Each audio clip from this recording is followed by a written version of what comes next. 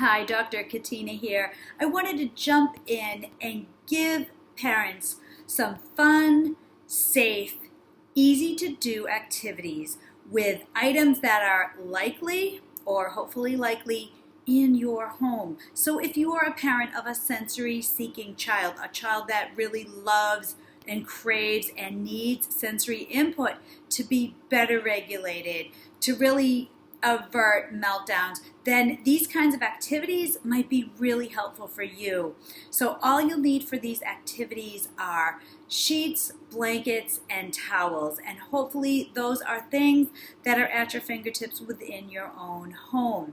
Now, my first activity is actually one that's really fun to try to hopefully relieve some of the stress of being cooped up indoors, and that is a game that gives a lot of good deep muscle input.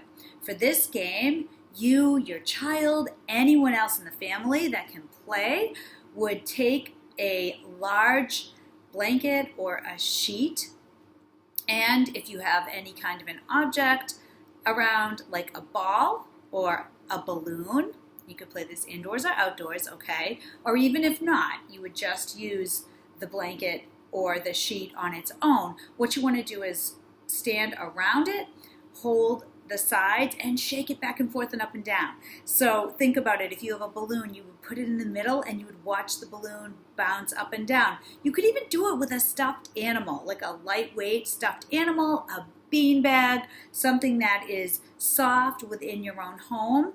If you wanted to really get creative, you could take up some paper and just crunch little balls. So whatever paper is lying around the home, whatever scrap paper, you could put the balls in the center of it and just shake up and down and back and forth and watch the object fly around. It's a great activity because it provides lots of good muscle input, lots of good movement. It's relatively structured, so when the things sort of pop out, you can put them back in. So it's a really fun and easy game. And again, if you have a yard, if the weather's decent, you could play this outside. But if not, if you have the space, you could play this indoors as well. And again, just use safe, soft objects, whether it's a balloon, whether it's a small little ball, whether it's a small stuffed animal like a Beanie Baby, or even again that paper, things that are in the home. So just be creative.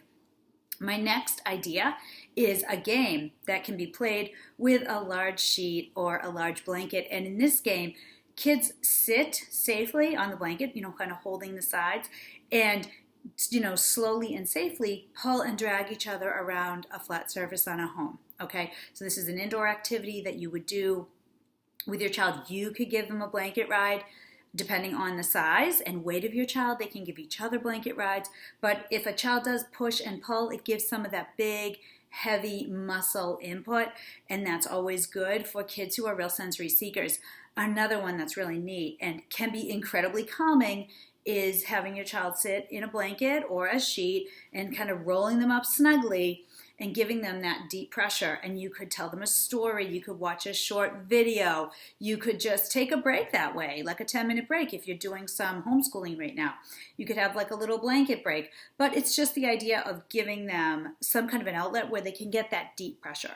And lastly, a way to also help channel that energy is to make a homemade crash pad. So to do the crash pad type of thing, this works the best if you have a duvet cover that you can just unzip and load up with towels, laundry, soft stuffed animals, things that hopefully are already, within your home and are easy access.